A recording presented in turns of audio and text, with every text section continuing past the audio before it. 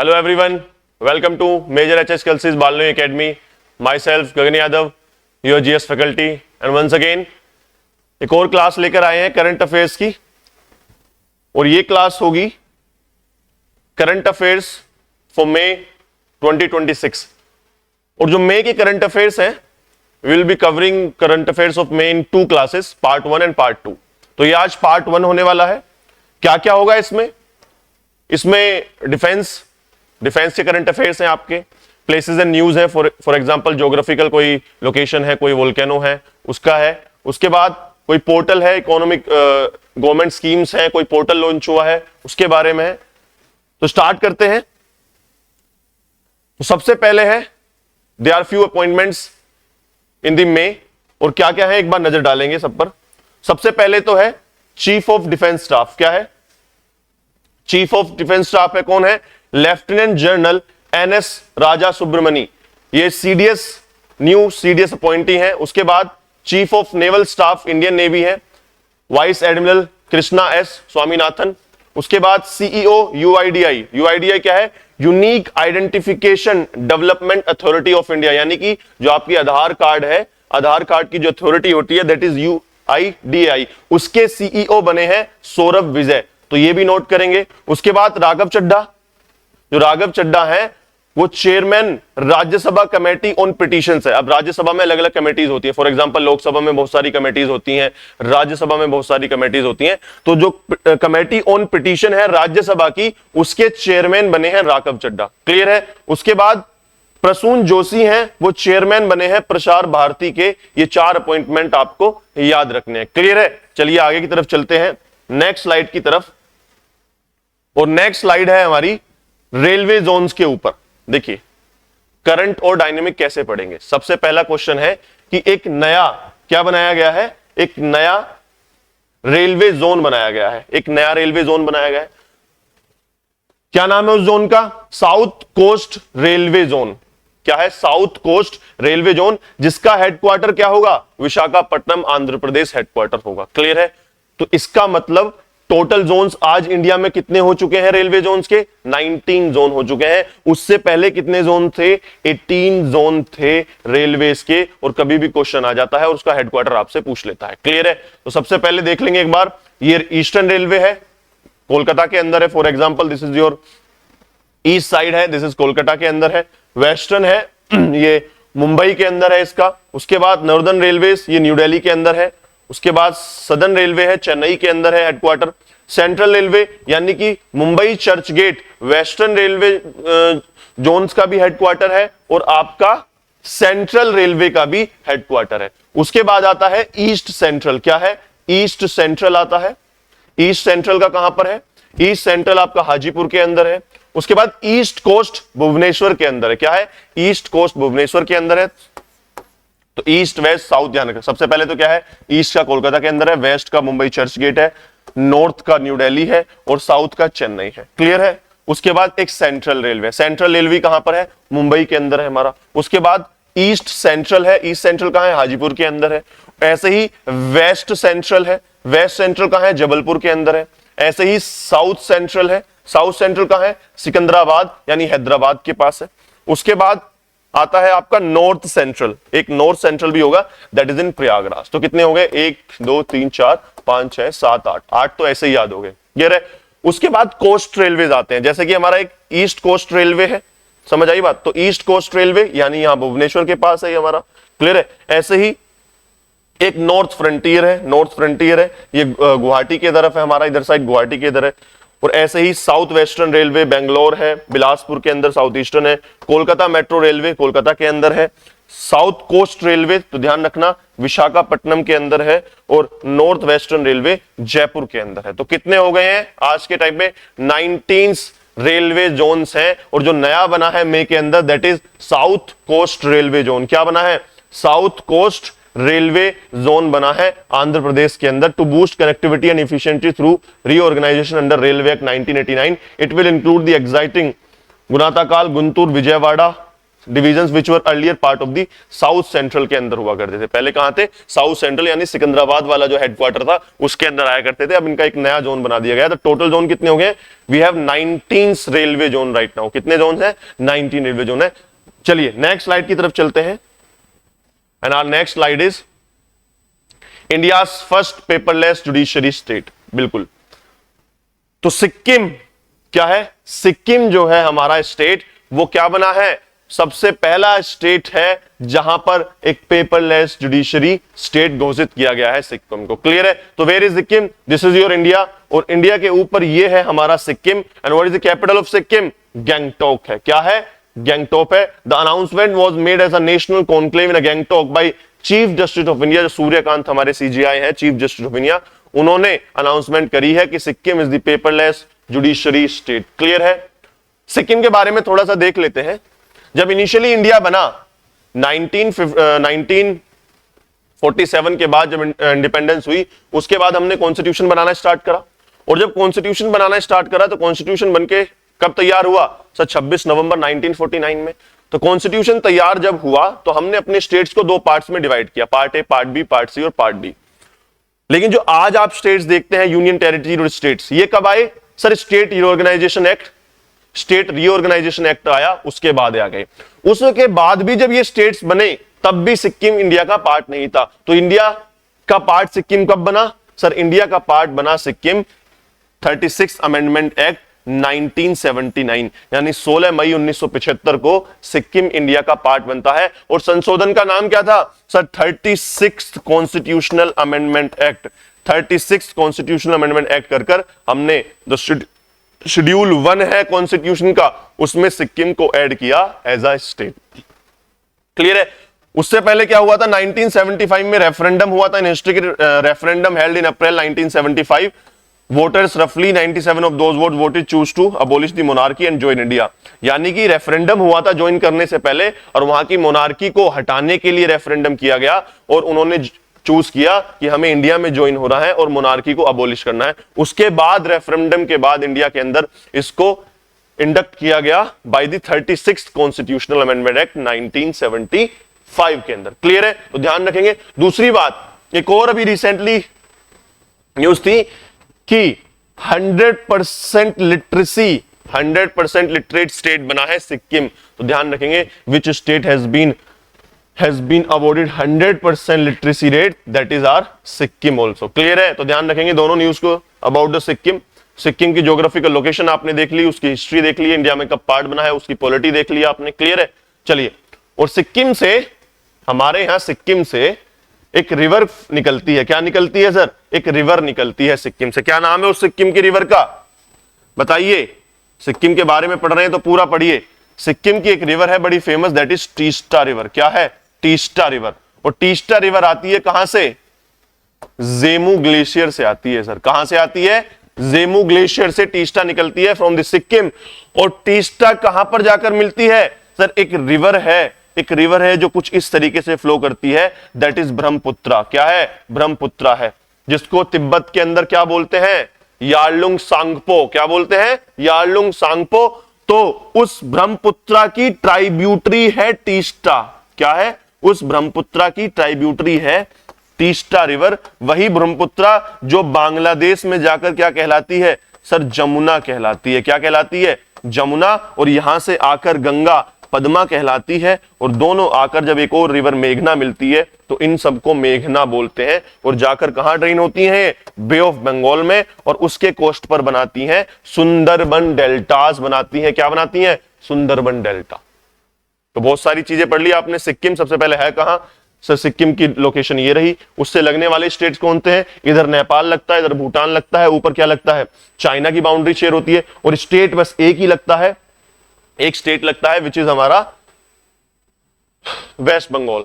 Clear है? उसके बाद इंडिया में कब ऐड हुआ? सर 1975 16 मई 36 कॉन्स्टिट्यूशनल अमेंडमेंट में सिक्किम को ऐड किया गया रेफरेंडम के बाद। जब रेफरेंडम हुआ तो वहां के लोगों ने चूज किया कि हमको मोनार्की नहीं, इंडिया को ज्वाइन करना है, तो उसने ज्वाइन किया। क्लियर है? उसके बाद क्या न्यूज है? कि सर अभी 100% पेपरलेस जुडिशरी स्टेट बना है, दैट इज सिक्किम, और 100% लिटरेसी भी रीच करी है सिक्किम ने, क्लियर। और कैपिटल क्या है सर? कैपिटल है गैंगटॉक। रिवर, वहां से कोई फेमस रिवर है? जी हाँ बिल्कुल, एक टीस्टा रिवर निकलती है सिक्किम से, जो कि ट्राइब्यूटरी है किसकी? ब्रह्मपुत्रा की ट्राइब्यूटरी है।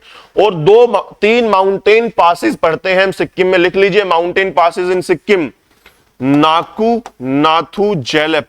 क्या पढ़ते हैं? नाकू, नाथू और जेलेपला।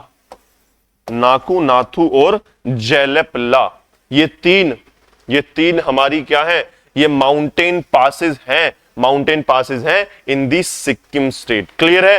तो सिक्किम के बारे में जितना था ज्योग्राफी के अंदर, पॉलिटी के अंदर, इकोनॉमिक्स के अंदर, सारा का सारा हमने करंट पढ़ लिया है, क्लियर है। चलिए आगे की तरफ चलते हैं, नेक्स्ट स्लाइड की तरफ। और नेक्स्ट स्लाइड क्या है? And next slide is the first women category A flying instructor of the IAF. बिल्कुल सही, कैटेगरी ए की flying instructor of the Indian air force कौन बनी है? और one and only squadron leader Sanya. Sanya ने कैटेगरी ए क्वालिफाइड करी है for the flying instructor. Qualification is one of the most respected flying instructor certification in the Indian air force. बिल्कुल, तो ध्यान रखेंगे, बिल्कुल क्या नाम है? स्क्वाड्रन लीडर सान्या है। She is the squadron leader Sanya who has become the category A qualified flying instructor, clear है। चलिए आगे की तरफ चलते हैं। कभी कभी वन लाइनर भी आपके उसमें आ जाते हैं एग्जाम में। और ये आगे एक और डिफेंस का एक्सरसाइज सिनबैक्स, एक्सरसाइज सिनबैक्स। एक सिम्बैक्स है, ये सिनबैक्स है, एक सिम्बैक्स है आपकी, SIMBEX that is Singapore India maritime bilateral exercise है। ऐसे ही एक है हमारी सिनबैक्स। और सिनबैक्स सबसे पहले तो किस कंट्री के साथ है sir? Cambodia India bilateral exercise है। क्या है? कंबोडिया के साथ और इंडिया के साथ हमारी कैसी एक्सरसाइज है? It is a military exercise, bilateral military exercise है। और ये कौन सा एडिशन है 2026 में? This is second edition. क्या है? सेकंड एडिशन है। तो सबसे पहले क्या लिखा? सिनबैक्स। सिनबैक्स किसके साथ है सर? एक मिलिट्री एक्सरसाइज है between India and Cambodia, clear है। और ये इस साल तो 2026 में कौन सा एडिशन हुआ है सर? इसका सेकंड एडिशन हुआ है, क्लियर है। सेकंड एडिशन के बाद ये इस बार कहां पर कंडक्ट कराई जा रही है? कंबोडिया के अंदर। कहां पर? केम्पोंग प्रोविंस है कंबोडिया के, तो कंबोडिया में कराई जा रही है। तो वेयर इज कंबोडिया? एक बार कंबोडिया की लोकेशन देख लेंगे। Where is Cambodia? अगर आप देखें तो this is our stream, this is our world map. और वर्ल्ड मैप में देखेंगे वेयर इज कंबोडिया, तो कंबोडिया एक साउथ ईस्ट एशियन नेशन है। क्या है? दिस इज योर एशिया, और एशिया का साउथ और ईस्ट, यानी कि इस रीजन में बात कर रहा हूं मैं। और इस रीजन में दिस इज योर कंबोडिया। क्या है? This is your Myanmar, this is your Thailand, this is your नीचे की तरफ है मलेशिया, और यहां पर है कहीं पर कंबोडिया। ये रहा आपका कंबोडिया, पीछे वियतनाम और लाओस है, तो ये है आपका कंबोडिया, क्लियर है। तो ध्यान रखेंगे इंडिया और कंबोडिया के बीच में बायलैटरल मिलिट्री एक्सरसाइज है, मैरीटाइम एक्सरसाइज नहीं है। और ये सेकंड एडिशन है। और कहां पर कराया गया है इस बार? कंबोडिया के अंदर कराया गया, क्योंकि इस बार क्वेश्चंस आए थे दोस्ती एक्सरसाइज के ऊपर भी क्वेश्चन इस बार एग्जाम में पूछा गया है। तो ध्यान रखना एक्सरसाइजेस के ऊपर ज्यादा फोकस हमें रखना है, एक ना एक क्वेश्चन आपको एग्जाम के अंदर मिलेगा, क्लियर। चलिए और नेक्स्ट चलते हैं आईएनएस महेंद्रगिरी। क्या चलते हैं? आईएनएस महेंद्रगिरी। सबसे पहले मैंने आपको बताया जब किस टाइप के क्वेश्चंस आते हैं या न्यूज आती है, तो सबसे पहले आप सवाल ये पूछेंगे, सबसे पहले आप सवाल ये पूछेंगे कि आईएनएस महेंद्रगिरी क्या है, उसकी कैटेगरी क्या है। क्या वो डिस्ट्रॉयर है? क्या वो पेट्रोल वेसल है? क्या वो anti submarine warfare shallow watercraft है? क्लियर है। क्या वो सबमरीन है?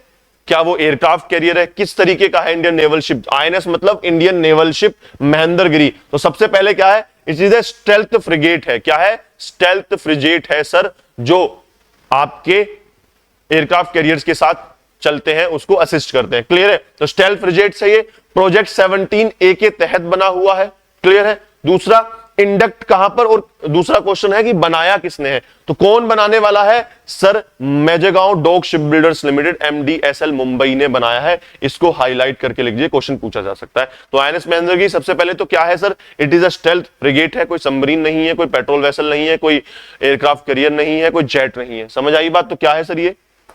इधर स्टेल्थ फ्रिगेट है, प्रोजेक्ट 17 के अंदर बनाया गया है। किसने बनाया है? मेजगांव डोक शिपबिल्डर लिमिटेड ने बनाया है। और ये नीलगिरी क्लास का है। क्या है? नीलगिरी क्लास का है ये, और 6th शिप है ये, नीलगिरी क्लास का 6th शिप। समझ आई बात? डिजाइन किसने बताया था? इस बात को ध्यान रखना, वॉरशिप डिजाइन ब्यूरो है, एक WDB है, उसने इसको डिजाइन किया है। बनाया MDSL नहीं है, मेजगांव डोक शिप बिल्डर्स लिमिटेड ने बनाया, क्लियर है। लेकिन डिजाइन किसने किया है? वॉरशिप डिजाइन ब्यूरो ने इसको डिजाइन किया है और इंडियन नेवी को ये डिलीवर किया गया है। This is the 6th Nilgiri class of stealth frigate, clear. तो आपसे क्वेश्चन ये भी पूछा जा सकता है, हमने प्रीवियस जो करंट अफेयर्स की क्लासेस करी थी पिछले एग्जाम में भी, उसमें मैंने सारे प्रोजेक्ट्स को आपको पढ़ाया था कि प्रोजेक्ट 15 क्या है, प्रोजेक्ट 17 क्या है, 17A क्या होता है, प्रोजेक्ट ASW क्या है। तो वो सारे प्रोजेक्ट्स मैंने आपको पढ़ाए थे कि क्या क्या इन प्रोजेक्ट्स के अंदर हो रहा है। तो ध्यान रखना, इस 17 प्रोजेक्ट A के अंदर क्या हो रहा है? स्टेल्थ फ्रिगेट्स बनाए जा रहे हैं। किसके द्वारा बनाए जा रहे हैं?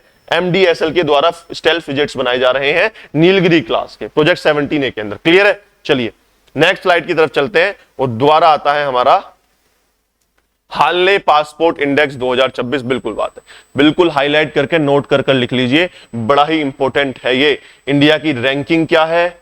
क्लियर है, इंडिया की रैंकिंग क्या है? It is globally recognised ranking passports pen of visa free, published by Henley and partners, ranks 199 passports. तो लिख लीजिए सबसे पहले, इस रिपोर्ट को पब्लिश, इस इंडेक्स को पब्लिश करने वाला कौन है? हेनले एंड पार्टनर्स है। क्या करते हैं ये? रैंक करते हैं 199 पासपोर्ट्स को, यानी कि 199 कंट्रीज को ये रैंक करते हैं।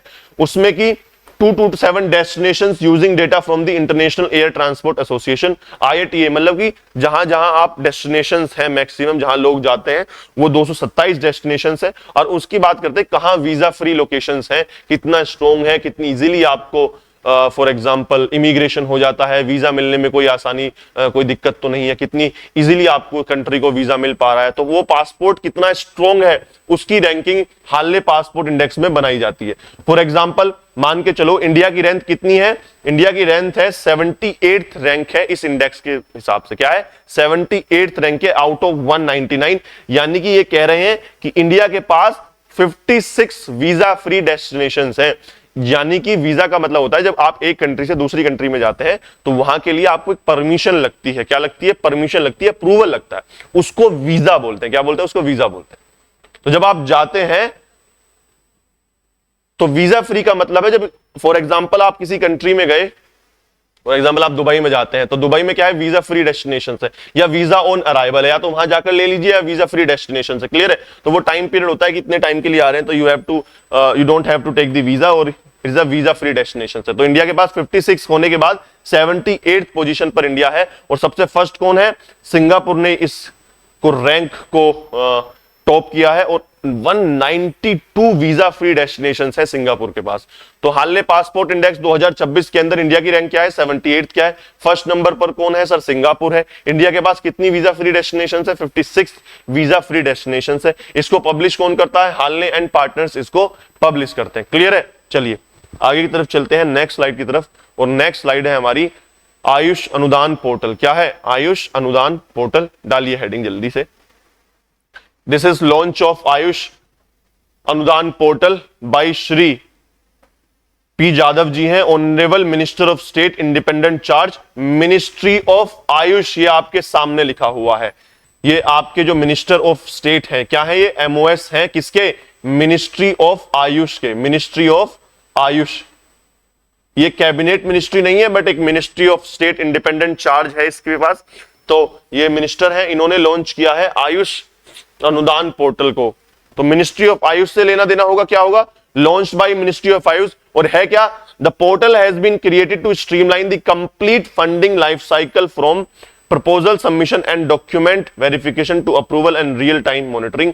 यानी कि जो आयुष मंत्रालय के अंदर जो भी मेडिसिन वगैरह के लेकर जो भी अप्रूवल है, प्रपोजल सबमिशंस होते हैं, उनको तेज करने के लिए, उनका शिफ्ट करने के लिए, स्ट्रीमलाइन करने के लिए और बहुत ज्यादा ट्रांसपेरेंट बनाने के लिए पोर्टल बनाया गया है आयुष मंत्रालय के द्वारा। आयुष अनुदान पोर्टल, अनुदान का मतलब होता है ग्रांट्स वगैरह देना, स्कॉलरशिप्स वगैरह देना, तो उस चीज से रिलेटेड, क्लियर है। तो मिनिस्ट्री ऑफ आयुष ने लॉन्च किया है आयुष अनुदान पोर्टल, और इसके मिनिस्टर ऑफ स्टेट होते हैं, ना कि कैबिनेट मिनिस्टर होते हैं, MOSIC होते हैं। क्या होते हैं? MOSIC। तो हमारे जो कैबिनेट मिनिस्टर्स होते हैं या यूनियन काउंसिल ऑफ मिनिस्टर्स बहुत सारे होते हैं। देखिए ध्यान से, सबसे पहले होते हैं प्राइम मिनिस्टर, उसके बाद आते हैं आपके कैबिनेट मिनिस्टर्स। क्या आते हैं?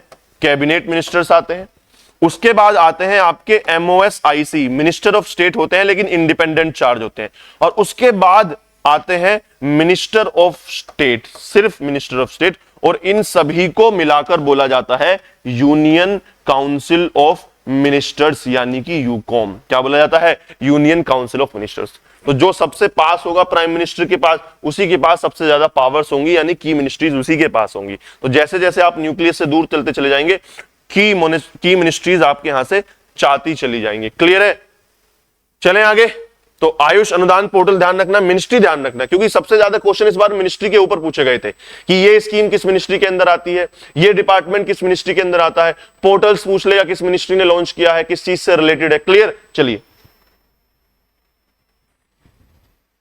नेक्स्ट है आपका सार्थक पब्लिक डिस्ट्रीब्यूशन सिस्टम, यानी जो PDS है उसका एक सार्थक PDS डिस्ट्रीब्यूशन स्कीम आई है। क्या है? Recently cabinet committee of economics affairs chaired by the prime minister. ध्यान रखना, cabinet committee on economic affairs के चेयरमैन कौन होते हैं? प्राइम मिनिस्टर होते हैं। तो एक फैक्ट तो आप ये लिख लीजिए, कैबिनेट कमेटी होती है ऑन इकोनॉमिक्स अफेयर और उसके प्राइम मिनिस्टर, उसके चेयरमैन कौन होते हैं सर? प्राइम मिनिस्टर चेयरमैन होते हैं। उन्होंने अप्रूव किया है इस सार्थक PDS स्कीम को, सार्थक पब्लिक डिस्ट्रीब्यूशन स्कीम। सबसे पहले तो PDS समझिए। पब्लिक डिस्ट्रीब्यूशन स्कीम क्या है? यानी कि जो राशन बांटा जाता है देश के अंदर सभी के पास, जो फॉर एग्जांपल चावल जाते हैं, गेहूं आपको मिलता है, चने मिलते हैं, दाल मिलती हैं, तो ये जो सब बांटा जा रहा है उस स्कीम का है पब्लिक डिस्ट्रीब्यूशन स्कीम है। क्या है? पब्लिक डिस्ट्रीब्यूशन स्कीम है। हालांकि बाद में इसको टारगेटेड पब्लिक डिस्ट्रीब्यूशन स्कीम कर दिया गया था। तो इसी के अंदर एक सार्थक स्कीम और लॉन्च करी गई। What is the full form of सार्थक? देख लीजिए, scheme for assistance in ration transport and handling income with automation in PDS। इसका मतलब क्या है? S for scheme, A for assistance, R for ration transport, H for handling, A for automation. Clear है? Automation.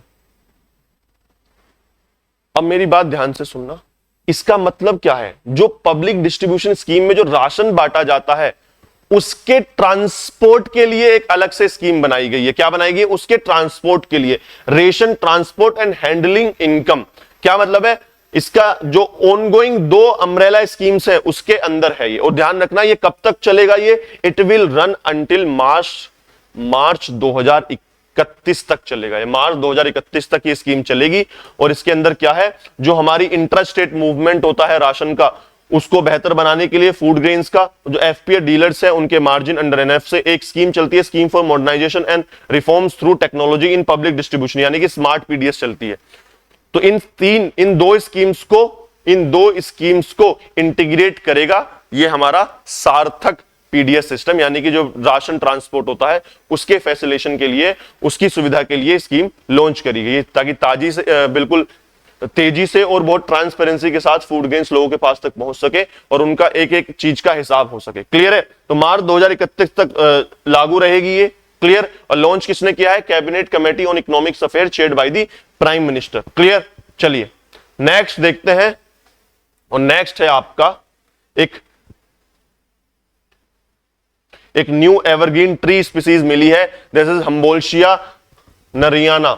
The Humboldtia nariana मिली है। क्या है? हम्बोल्शिया नरियाना है। और क्या है ये? Researchers have discovered a new evergreen tree species. ध्यान रखना, एवरग्रीन ट्री स्पीसीज। तो अगर इंडिया का मैं मैप देखूं एक बार, तो सबसे पहले ये बताओ एवरग्रीन फॉरेस्ट मिलते कहां इंडिया के अंदर? मोस्टली जो फॉरेस्ट पाए जाते हैं that is most deciduous forest India के अंदर। लेकिन ये किस चीज की है? एवरग्रीन ट्री स्पीसीज है। तो ये कहां मिलेगी? एवरग्रीन फॉरेस्ट कहां मिलते हैं? वेस्टर्न घाट्स में मिलते हैं। और वेस्टर्न घाट्स के भी किस हिस्से में? एक केरला और नीलगिरी का जो हिस्सा है, इस क्षेत्र में हमें सबसे ज्यादा हमारे जो एवरग्रीन फॉरेस्ट है वो मिलते हैं, या अंडमान एंड निकोबार में मिलते हैं। तो उसी के आसपास पाई गई होगी जरूरी है। बिल्कुल। कहां पर मिली है? साउथ वेस्टर्न घाट्स, यानी कि मैंने आपको बताया वेस्टर्न घाट्स के भी साउदर्न हिस्से में, यानी कि जो नीलगिरी, कार्डमम और अन्नामलाई हिल्स है, इन क्षेत्रों में ये मिली होगी।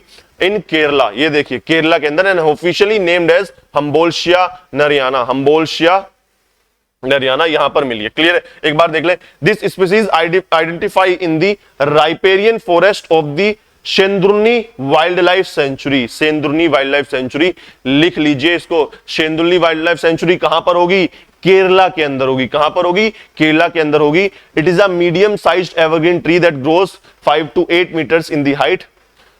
स्टेटमेंट वाइज क्वेश्चन में पूछ सकता है कितनी हाइट होती है, कि बहुत ज्यादा हाइट होती है, इसकी कम हाइट होती है। जी 5 से 8 मीटर तक की इसकी हाइट हो जाती है। क्लियर। उसके बाद मिला कहां पर है? शेंद्रुनी वाइल्ड लाइफ सेंचुरी के अंदर मिला है। इसका मतलब कहां है? केरला के अंदर मिला है। एवरग्रीन स्पीसीज है एक। क्लियर। उसके बाद it is strictly endemic to Kerala. Endemic to Kerala का मतलब होता है सिर्फ वहीं पाया जाता है, उन्हीं क्षेत्रों के लिए एंडेमिक है। क्लियर है। And presently known only from the biodiversity season Agasthyamalai biosphere reserve. लिख लीजिए, यानी जो शेंद्रुनी वाइल्ड लाइफ सेंचुरी है वो किस बायोस्फीयर रिजर्व के अंदर आती है? अगस्त्यमलाई बायोस्फीयर रिजर्व के अंदर आती है। और ये अगस्त्यमलाई बायोस्फीयर रिजर्व कहां पर है? केरला के अंदर है। कहां पर है? केरला के अंदर है। क्लियर है। तो इसका मतलब एक और आपके फैक्ट याद हो गया कि शेंद्रुनी वाइल्ड लाइफ सेंचुरी कहां है? केरला के अंदर है। और ये वाइल्ड लाइफ सेंचुरी किस बायोस्फीयर रिजर्व के अंदर आती है? अगस्त्यमलाई बायोस्फीयर रिजर्व के अंदर आती है। कहां आती है? Agasthyamalai biosphere reserve. यानी ये जो वेस्टर्न घाट्स का ये जो बॉर्डर है केरला और कर्नाटका का, इस क्षेत्र में अगस्त्यमलाई बायोस्फीयर रिजर्व है। क्लियर है। तो एक बार बायोस्फीयर रिजर्व देख लेते हैं। तो ये लिख लिया, एवरग्रीन ट्री स्पीसीज है, कहां पाई गई है? वेस्टर्न घाट में, वो भी साउदर्न हिस्से में, केरला के अंदर। वाइल्ड लाइफ सेंचुरी का नाम क्या है? शेंद्रुनी वाइल्ड लाइफ सेंचुरी है। किस बायोस्फीयर रिजर्व के अंदर आती है? अगस्त्यमलाई बायोस्फीयर रिजर्व के अंदर ये आती है। क्लियर है। तो एक बार बायोस्फीयर रिजर्व को देख लेते हैं। बायोस्फीयर रिजर्व को सबसे पहले व्हाट इज बायोस्फीयर रिजर्व? तो biosphere reserve is a large protected area. ध्यान रखेंगे, large protected area coastal marine ecosystem that aims to conserve biodiversity with allowing sustainable use of natural resources by local communities. अब आपसे पूछ रहे क्या biosphere reserve में communities रहती हैं? बिल्कुल रहती हैं, लेकिन उनसे यह अर्ज करी जाती है कि आप जो नेचुरल रिसोर्सेज का है उनका सस्टेनेबल यूज करिए। समझ आई बात? तो फॉर एग्जाम्पल ये है आपकी वाइल्ड लाइफ सेंचुरी। उसके बाद आता है नेशनल पार्क, और नेशनल पार्क से बड़ा होता है बायोस्फीयर रिजर्व के अंदर। समझ आई बात? तो बायोस्फीयर रिजर्व के अंदर कुछ जोन्स होते हैं। इन जोन्स के ऊपर क्वेश्चन पूछा जा सकता है। 3 जोन होते हैं, core zone, buffer zone and transition zone. जैसे कि मैंने ये बताया, सबसे मेन होता है आपका कोर जोन। क्या होता है? Strictly protected area, no human activity is allowed, conserves ecosystem and wildlife. For example अगर कोई टाइगर रिजर्व है तो टाइगर रिजर्व के अंदर भी ऐसा ही बफर जोन होता है, यानी कि जहां बिल्कुल भी ह्यूमन एक्टिविटी अलाउड नहीं है, कोई भी बिजनेस अलाउड नहीं है, किसी भी तरीके की एक्टिविटी अलाउड नहीं है वहां पर। क्लियर है। उसके बाद आता है आपका बफर जोन। ये हो गया कोर जोन, सॉरी। उसके बाद आता है बफर जोन, और बफर जोन के अंदर surround the core zone research, education and eco friendly activities are permitted. कैसी? एजुकेशन पर्पस, रिसर्च पर्पस और इको फ्रेंडली एक्टिविटीज अलाउड है। कोई commercial activity allowed buffer zone में भी नहीं होती है। और उसके बाद आता है एक ट्रांजिशन जोन। आउटमोस्ट एरिया होता है, यहां पर लोग रहते हैं, carry out sustainable economic activity such as farming and tourism, यानी फार्मिंग, टूरिज्म वगैरह यहां पर किया जा सकता है, जो आप जंगल सफारी वगैरह देखते हो। क्लियर है। तो इस तरीके से बायोस्फीयर रिजर्व होता है। तो अब क्वेश्चन आता है कि सर इंडिया के अंदर कितने बायोस्फीयर रिजर्व है? तो इंडिया के अंदर 18 बायोस्फीयर रिजर्व है। कितने हैं? 18 बायोस्फीयर रिजर्व हैं। जरा उनकी एक बार लोकेशंस देख लेते हैं। एक बार उनकी लोकेशंस आपके सामने ये रहे बायोस्फीयर रिजर्व। मैं थोड़ा जूम कर देता हूं बायोस्फीयर रिजर्व को। This is your biosphere reserve. Clear है। तो नॉर्थ से स्टार्ट अगर मैं करूं, कितने हैं? 18 बायोस्फीयर रिजर्व है। तो सबसे पहले अगर मैं देखूं, हिमाचल के अंदर है कोल्ड डेजर्ट। क्या है? हिमाचल के अंदर है कोल्ड डेजर्ट बायोस्फीयर रिजर्व। उसके बाद उत्तराखंड में आएंगे तो उत्तराखंड में है नंदा देवी बायोस्फीयर रिजर्व। क्या हो गया? Cold desert biosphere reserve, Nanda Devi biosphere reserve. उसके बाद हम चलेंगे थोड़ा नीचे की तरफ और सबसे पहले आएंगे एमपी के अंदर। क्या आएंगे? एमपी के अंदर आएंगे, और एमपी के अंदर 2 बायोस्फीयर रिजर्व है, दैट इज पंचमढ़ी और पन्ना बायोस्फीयर रिजर्व। पंचमढ़ी और पन्ना बायोस्फीयर रिजर्व। और पन्ना से याद आ रहा हो, पन्ना नेशनल पार्क भी है मध्य प्रदेश के अंदर। तो क्या क्या हो गए? कोल्ड डेजर्ट हो गया, नंदा देवी बायोस्फीयर रिजर्व हो गया, उत्तराखंड के अंदर हो गया, पंचमढ़ी और पन्ना बायोस्फीयर रिजर्व कहां पर हो गए सर? मध्य प्रदेश के अंदर हो गए। उसके बाद ये कच्छ है, रन ऑफ कच्छ आपने सुना हो, तो ऐसे ही कच्छ बायोस्फीयर रिजर्व कहां पर है? ये गुजरात के अंदर है। कहां पर है? गुजरात के अंदर है। तो कितने हो गए? कोल्ड डेजर्ट हिमाचल के अंदर हो गया, नंदा देवी उत्तराखंड के अंदर हो गया, पंचमढ़ी और पन्ना एमपी के अंदर हो गया, और कच्छ कहां पर हो गया? गुजरात के अंदर। कोई डिफिकल्ट है याद रखना? बिल्कुल भी नहीं है सर, हो जाएंगे आराम से बात। उसके बाद मध्य प्रदेश के बराबर का एक पड़ोसी स्टेट है, दैट इज छत्तीसगढ़। छत्तीसगढ़, और छत्तीसगढ़ में एक बायोस्फीयर रिजर्व है अमरकंटक और अचानक मार के नाम से। अमरकंटक तो सबने सुना होगा। अमरकंटक एक पर्वत है सतपुड़ा रेंज का, जहां से कौन सी रिवर निकलती है? नर्मदा निकलती है। कौन सी निकलती है सर? नर्मदा रिवर फ्लो करती है। नर्मदा रिवर का ओरिजिन है अमरकंटक से। तो अमरकंटक के पास ही बायोस्फीयर रिजर्व है अचानक मार अमरकंटक बायोस्फीयर रिजर्व, जो कि किसमें आता है? मध्य प्रदेश और छत्तीसगढ़ के बॉर्डर पे है, ये दोनों के अंदर आता है। हालांकि अमरकंटक मध्य प्रदेश के अंदर है, लेकिन जो अचानक मार का हिस्सा है इस बायोस्फीयर रिजर्व का, वो छत्तीसगढ़ के इस एरिया के अंदर आता है। क्लियर है? तो कितने हो गए? 5 हो गए। कोल्ड डेजर्ट हो गया, नंदा देवी हो गया, मध्य प्रदेश के 2, पंचमढ़ी और पन्ना हो गया, कच्छ हो गया, और छठा हो गया हमारा अचानक मार और अमरकंटक। उसके बाद आते हैं हम कहां पर? उसके बाद आते हैं सर सबसे जरूरी नीलगिरी बायोस्फीयर रिजर्व। और नीलगिरी से याद रखना, यह भारत का सबसे पहला बायोस्फीयर रिजर्व है। Nilgiri is the first biosphere reserve of India. Clear है? तो और नीलगिरी किस लिए इंपॉर्टेंट है? नीलगिरी जो बायोस्फीयर रिजर्व है, यह हमारा वैसे तो कर्नाटका के अंदर है, और यहां पर नीलगिरी हिल्स भी है, जिसका हाईएस्ट पीक दोदा बेटा है। क्या है? हाईएस्ट पीक है दोदा बेटा। और यह वही नीलगिरी है जहां पर वेस्टर्न घाट और ईस्टर्न घाट आकर मिलते हैं। वेस्टर्न घाट और ईस्टर्न घाट आकर मिलते हैं नीलगिरी हिल्स में। वहीं पर बनाया गया है हमने नीलगिरी बायोस्फीयर रिजर्व। ये किसके अंदर है? कर्नाटका के अंदर आता है। कहां आता है? कर्नाटका के अंदर। और जिसको मैं बता रहा था, दैट इज अगस्त्यमलाई, जहां पे हमारी सुंदर वाइल्ड लाइफ सेंचुरी आ रही थी, जिसके अंदर हमने अभी एक एवरग्रीन स्पीसीज हमने पढ़ी। और अगस्त्यमलाई मैंने आपको बताया कहां पर है? केरला और तमिलनाडु के बॉर्डर पर पड़ता है अगस्त्यमलाई बायोस्फीयर रिजर्व के अंदर। तो हो गया। कोल्ड डेजर्ट हिमाचल के अंदर, नंदा देवी उत्तराखंड के अंदर, पंचमढ़ी पन्ना कहां पर है? मध्य प्रदेश के अंदर, रन ऑफ कच्छ यानी कच्छ बायोस्फीयर रिजर्व गुजरात के अंदर है। उसके बाद कहां आए थे हम? छत्तीसगढ़ में। अमरकंटक से याद करो, अचानक मार और अमरकंटक कहां पर है? छत्तीसगढ़ के अंदर बायोस्फीयर रिजर्व है। उसके बाद कहां पर आते हैं हम? कर्नाटका के अंदर नीलगिरी है। नीलगिरी वही दोदा बेटा, वेस्टर्न घाट ईस्टर्न घाट आकर मिलते हैं, नीलगिरी बायोस्फीयर रिजर्व, और भारत का सबसे पहला बायोस्फीयर रिजर्व है। उसके बाद हम नीचे आते हैं, नीलगिरी, कार्डमम और अगस्त्यमलाई। अन्नामलाई आपने सुना हो, अन्नामलाई, कार्डमम, और कार्डमम हिल्स का ही सबसे हाईएस्ट पीक अगस्त्यमलाई था, आपको याद हो। तो उसी के नाम पर अगस्त्यमलाई बायोस्फीयर रिजर्व है, तमिलनाडु और केरला के अंदर है। कोई डिफिकल्ट है? और उसके बाद मैं एक पाक स्टेट पढ़ाता हूं आपको। हम जब जल संधि पढ़ते हैं, स्टेट पढ़ते हैं, उसमें पाक स्टेट पढ़ते हैं। तो कहां है पाक स्टेट? सर पाक बेस है गल्फ ऑफ मन्नार। तो गल्फ ऑफ मन्नार जो है यहां पर, उसका भी एक बायोस्फीयर रिजर्व है, दैट इज इन तमिलनाडु के अंदर है। क्लियर है? उसके बाद एक शेषाचलम नेशनल पार्क है, शेषाचलम बायोस्फीयर रिजर्व भी है, और वो आता है सबसे important in your Andhra Pradesh के अंदर, एकमात्र बायोस्फीयर रिजर्व है। क्लियर है? तो कितने हो गए हैं?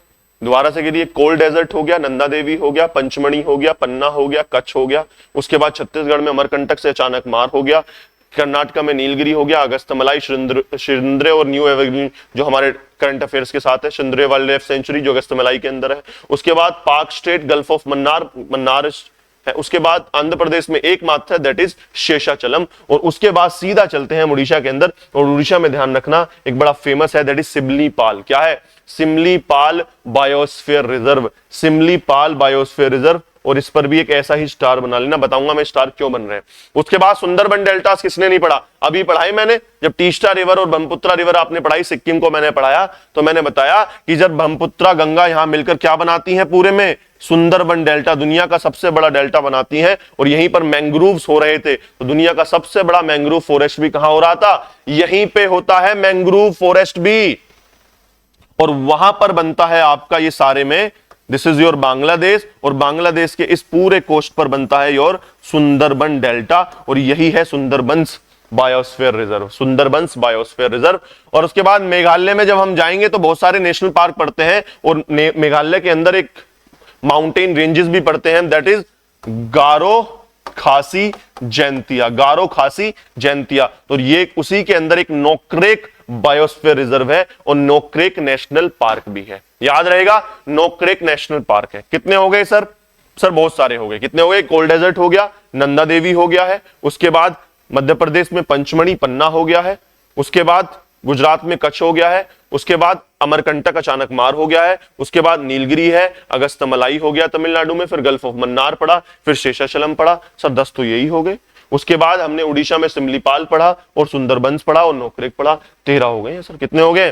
13 हो गए। और उसके बाद सिक्किम अभी हमने पढ़ा, और सिक्किम में एक नेशनल पार्क है, that is Kanchenjunga national biosphere reserve पढ़ सकते हो उसको, या कैंगजेंगजोंगा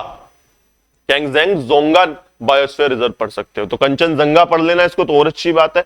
एक्चुअल में क्या है, कंचनजंगा बायोस्फीयर रिजर्व है। क्लियर है। उसके बाद दो बायोस्फीयर रिजर्व हम यहां पर पढ़ेंगे। क्या पढ़ेंगे?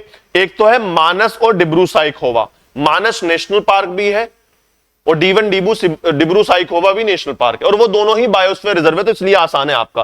तो असम के अंदर दो है, मानस और डिब्रू साइखोवा। क्लियर है। और उसके बाद एक अरुणाचल प्रदेश के अंदर है दिहांग और दिबांग। सर आपको याद हो ब्रह्मपुत्रा की हम दो ट्राइब्स पढ़ती हैं, दिबांग और दिहांग, उन्हीं के ऊपर नाम रखा गया है biosphere reserve, Dihang and Dibang biosphere reserve. तो बड़ा आसान है याद करना। मानस नेशनल पार्क ये पढ़ते ही हम जब हम असम को पढ़ाते हैं।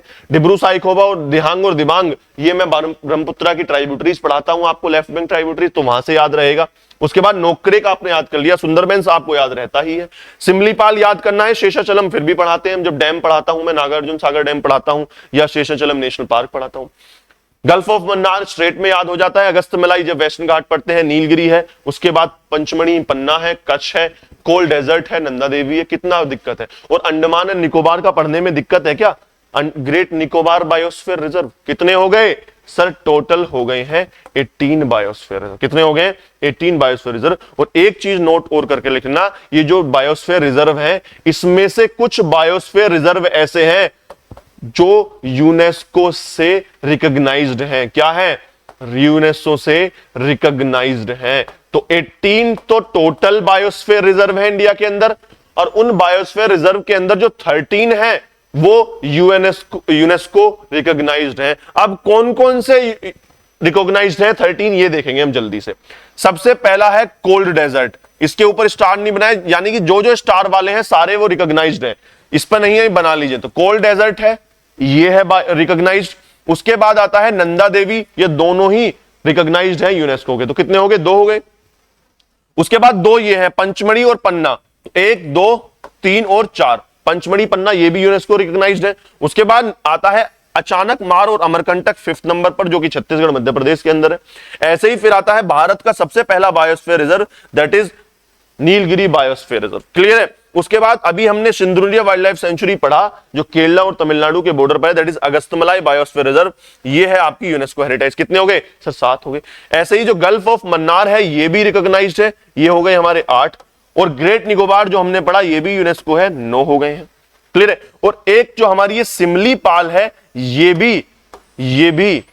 भी क्या है?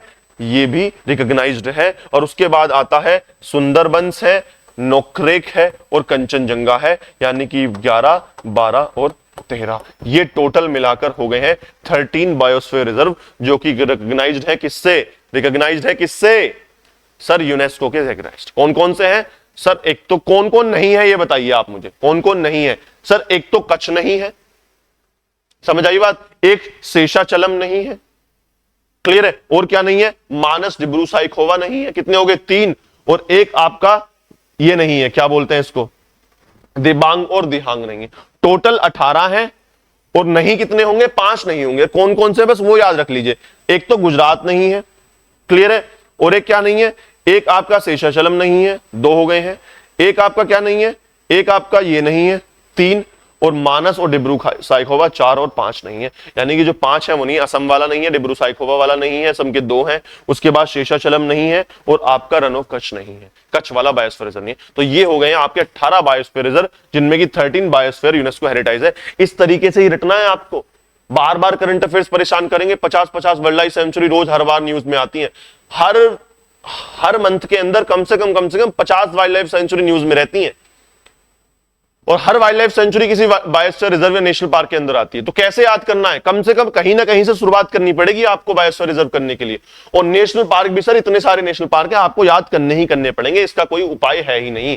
बस ये है। अब देखिए बायोस्फीयर रिजर्व आपको 10 मिनट में मैक्सिमम याद हो गए। तो नेशनल पार्क कितने? 28 स्टेट है, 8 यूनियन टेरिटरी है। कम से कम 30 दिन में तो हो जाएंगे। एक दिन में एक किसी स्टेट की नेशनल पार्क याद करना स्टार्ट कर दीजिए।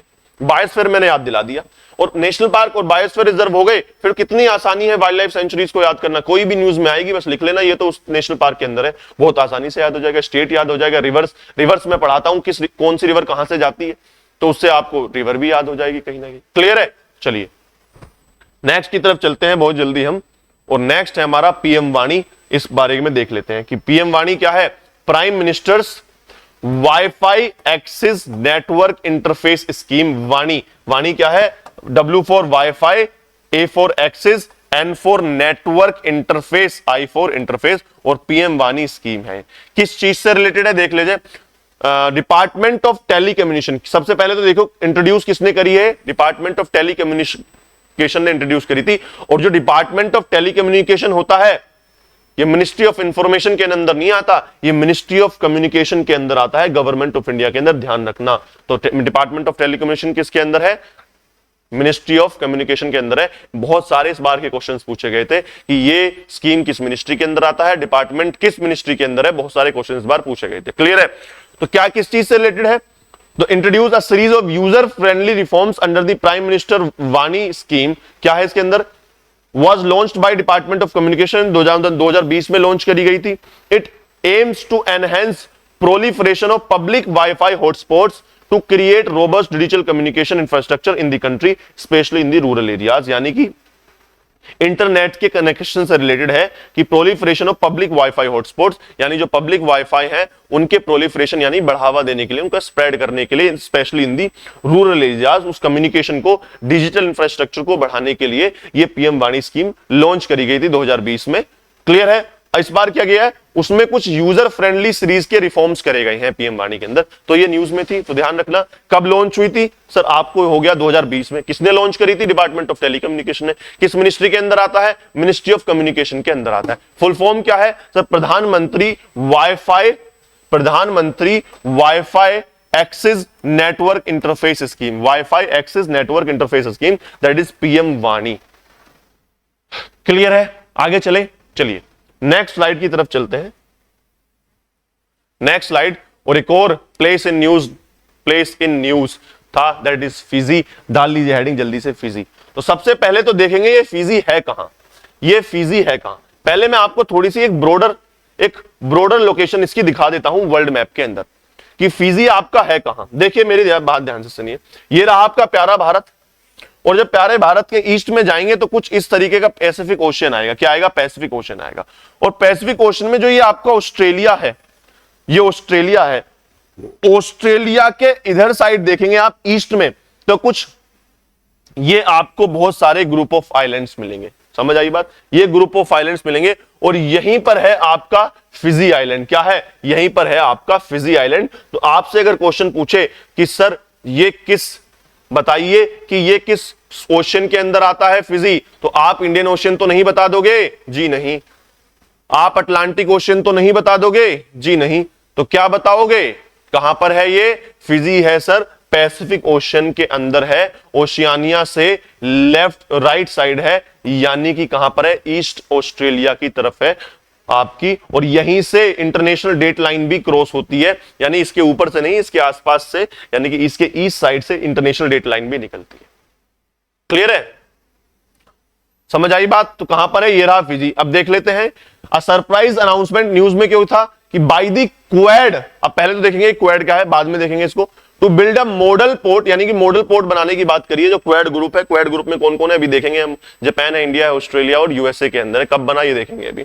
Recently sparked hopes that US, Australia, India, Japan will fund 1.8 billion plan to relocate the nation's main dock। Clear है?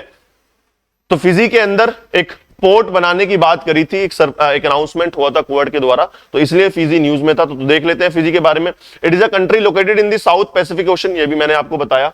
सराउंडिंग बाय द कोरोसी, देखिए ऊपर की तरफ ये कोरोसी है, इधर side to the north east of the New Zealand and south west of Hawaii island, यानी कि साउथ वेस्ट आप देखेंगे कुछ इस तरफ से है। यहां की तरफ आप जाओगे तो यहां आपको हवाई मिलेगा, तो हवाई के साउथ वेस्ट में है फिजी आइलैंड। क्लियर है? कहां पर है ये? ईस्ट ऑस्ट्रेलिया के आपके ईस्ट साइड है।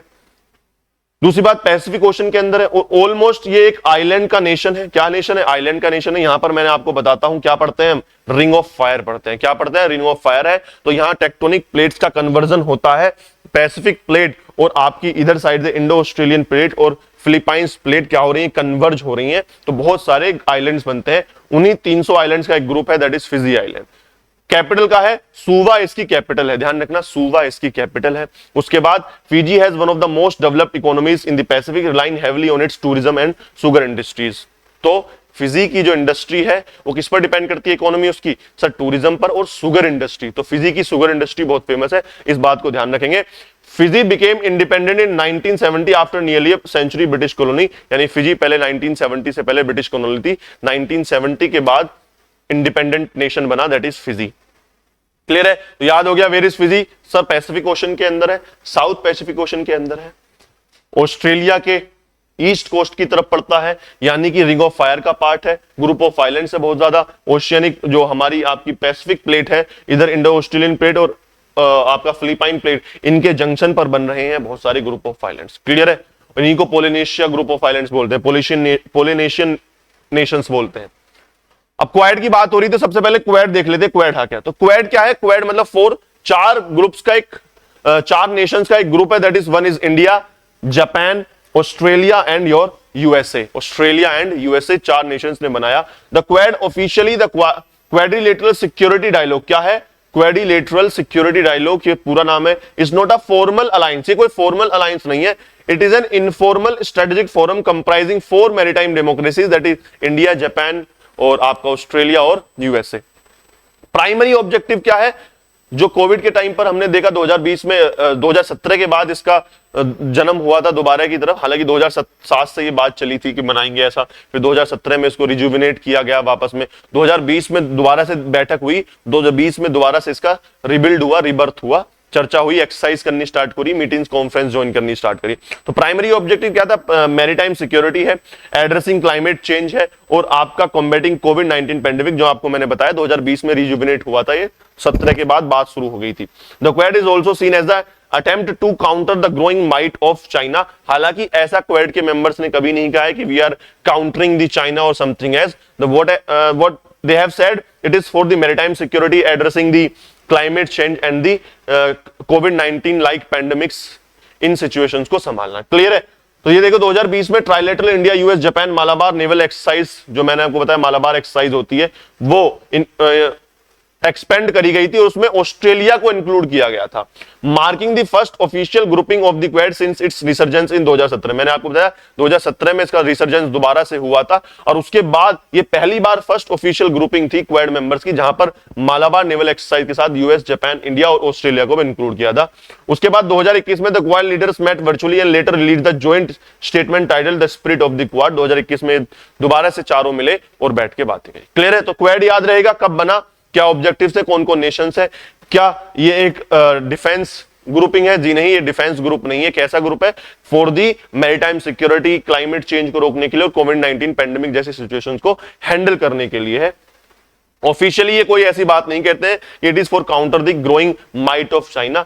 हो सकता है इसका सेकेंडरी ऑब्जेक्टिव, लेकिन इस तरीके का कोई भी स्टेटमेंट ना ही गवर्नमेंट ऑफ इंडिया के द्वारा है, ना ही क्वाड मेंबर्स के द्वारा दिया गया है। क्लियर है? चलिए, जी हां, एक और बड़ा इंपॉर्टेंट करंट अफेयर था, दैट इज अलगोजा। क्या है? That is Algoza. तो देखिए, what is अलगोजा?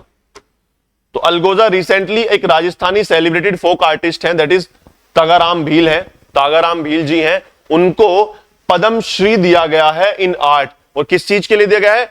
Preserving and promoting the traditional music of the Thar desert through the rare folk instrument, that is Algoza. तो अलगोजा एक इंस्ट्रूमेंट है जो कि तागाराम भील जो है बजाते हैं भाई साहब, और उनको क्या मिला है? पद्म श्री से सम्मानित किया गया है। तो अलगोजा ध्यान रखना क्या है? एक इंस्ट्रूमेंट है, और इंस्ट्रूमेंट कहां पर है, कहां पर वाइडली एसोसिएटेड है? ये राजस्थान, पंजाब, सिंध और part of western Indian Pakistan के क्षेत्रों में ये बहुत है।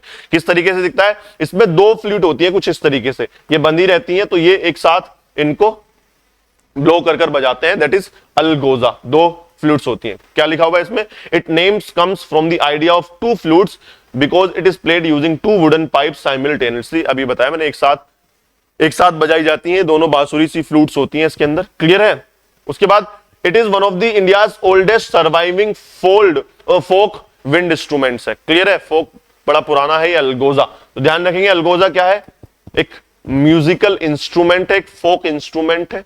दो इसमें फ्लूट्स होती हैं, दो बांसुरी की तरह होती हैं, और उसी के बेस पर उनको जो तागाराम भील जी हैं उनको पद्मश्री मिला गया है, उसको प्रिजर्व करने के लिए और प्रमोट करने के लिए ट्रेडिशनल म्यूजिक को, क्लियर है। चलिए उसके बाद आती है भीमगढ़ वाइल्ड लाइफ सेंचुरी, लिख लीजिए जल्दी से, भीमगढ़ वाइल्ड लाइफ सेंचुरी क्या है, भीमगढ़ वाइल्ड लाइफ सेंचुरी। देखिए भीमगढ़ वाइल्ड लाइफ सेंचुरी क्या है। सबसे पहले वही न्यूज में किस लिए थी, लोकेशन कहां पर है, किस स्टेट के अंदर आती है, क्या किसी नेशनल पार्क या किसी बायोस्फीयर रिजर्व के अंदर आती है, वो देखेंगे हम। तो Karnataka state government has issued rules to regulate development works around Bhimgad wildlife sanctuary इन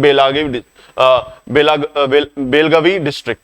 तो ध्यान रखेंगे कहां पर है ये, कर्नाटका के अंदर है। कहां पर है, कर्नाटका के अंदर है, that is Bhimgarh wildlife century. तो दो वाइल्ड लाइफ सेंचुरी हम पढ़ चुके हैं, एक सिंदुरे वाइल्ड लाइफ सेंचुरी पढ़ चुके हैं जो कि इसमें अगस्त मलाई के अंदर है, समझ आई बात, अगस्त मलाई के अंदर है। और हम पढ़ चुके हैं भीमगढ़ वाइल्ड लाइफ सेंचुरी जो कहां पर है, कर्नाटका के अंदर है। और कर्नाटका के अंदर कोई बायोस्फीयर रिजर्व पढ़ा था, जी हां हमने पढ़ा था, नीलगिरी बायोस्फीयर रिजर्व पढ़ा था। क्या पढ़ा था, नीलगिरी बायोस्फीयर रिजर्व पढ़ा था। उसके बाद लोकेशन कहां है, it spans over the western Ghats in the Belgaum district of Karnataka. The sanctuary derived its name from Bhimgarh fort built by legendary Maratha king Shivaji in 17th century, इसलिए important बन जाता है। तो भीमगढ़ क्या है, ये भीमगढ़ शिवाजी महाराज के द्वारा बनाया गया एक फोर्ट है, उसी के नाम पर इसका नाम पड़ा है Bhimgarh wildlife sanctuary, clear है। Bhimgarh fort acted as the strategic outpost to the guard against Portuguese expansion, यानी कि पुर्तगीज का ये होल्ड रहा था भीमगढ़ के अंदर शिवाजी के बाद, क्लियर है।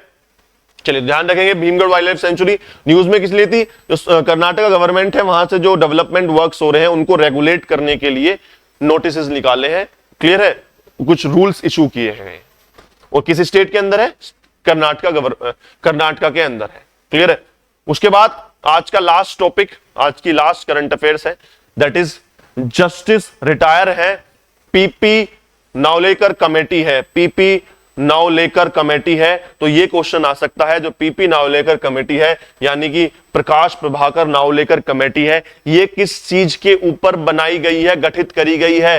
तो देखिए centre recently constituted a high level committee under justice PP Prakash Prabhakar Navalekar to assess demographic changes across India due to illegal migration and other natural causes. तो ध्यान रखना, इसको हाईलाइट कर लीजिए। ये कमेटी किस चीज के लिए बनाई गई है, डेमोग्राफिक चेंजेस उनकी स्टडी के लिए बनाई गई है। किसकी वजह से होते हैं डेमोग्राफिक चेंजेस, जो इलीगल माइग्रेशन होता है या अदर अननेचुरल कोसेस जो है, जो अननेचुरल कोसेस है, यानी कि ये कोई स्टॉर्म, साइक्लोन, अर्थक्वेक, इनकी वजह से नहीं, जो अननेचुरल कोसेज हैं उनकी वजह से या इलीगल माइग्रेशन की वजह से जो डेमोग्राफिक चेंजेस आते हैं किसी जगह पर, उनकी स्टडी के लिए बनाई गई है। और ये है आपके प्रकाश प्रभाकर नावलेकर, इनकी चेयरमैनशिप में ये कमेटी बनाई गई है, क्लियर है। The panel is expected to submit its report within a year, एक साल के अंदर उम्मीद करी जा रही है ये अपनी रिपोर्ट सबमिट करेंगे, क्लियर। तो किस चीज के लिए बनाई गई है, it is a high level committee constituted to assess the demographic changes across India due to illegal migration and other natural causes. It is a 5 member committee, क्या है, it is a 5 member committee है, will be chaired by the Prakash Prabhakar Naolekar. तो ध्यान रखेंगे 5 members की committee है, किसके ऊपर बनाई गई है, डेमोग्राफिक चेंजेस देखने हैं, किसकी वजह से, जो इलीगल माइग्रेशन या अदर अननेचुरल कॉसेज के लिए होते हैं। तो क्वेश्चन पूछा जा सकता है आपके यहां से, क्लियर है। तो ये है आज के लिए, this is all about part 1। कल दोबारा से क्लास लेकर आएंगे पार्ट 2, इसको आगे कंटिन्यू करेंगे और उसमें और करंट अफेयर्स ऐड करेंगे। तब तक के लिए पढ़ते रहिए, all the best for exam, जय हिंद।